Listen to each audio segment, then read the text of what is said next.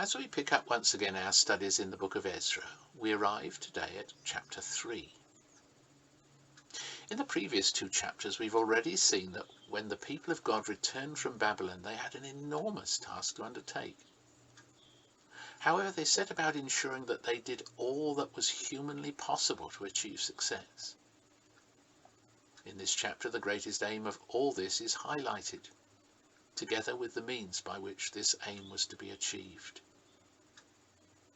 The great objective, as verses 7 to 13 emphasize, was to see God's presence once again manifested in the midst of his people.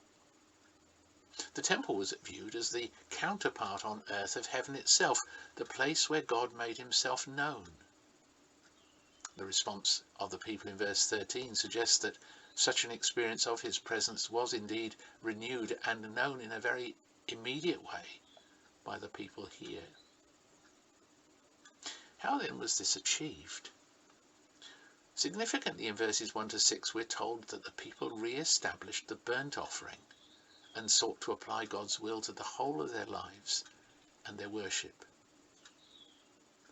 The burnt offering, you might like to compare Leviticus 1, was the central sacrifice in the worship of Old Testament times.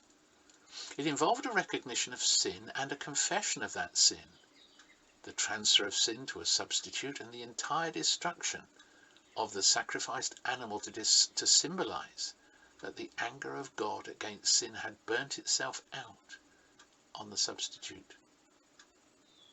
From the offerer's point of view, the sacrifice was costly and symbolized the offering of all that was best to God. It was the response of radical obedience to God. And this indeed characterized the people who returned from the exile, as is emphasized in verses 2, 4 and 10 here. But there was something else about the burnt offering. It was a sacrifice that the community of God had to make continually. We read about this in Leviticus chapter 6, verse 8 to 13. There was then the need for constant confession and repeated reconsecration. And this understanding of the burnt offering seems to have characterized the people of Judah here. Individually and together they cast themselves daily upon the mercy of God and reconsecrated themselves to his glory. And it was they then who experienced the spiritual renewal described in verse 13. Today the same truths are unchanged both for the individual and the community.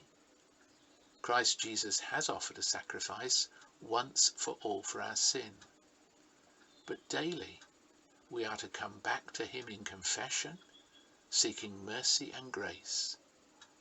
Only such consecrated lives can expect to enjoy the intimacy of God.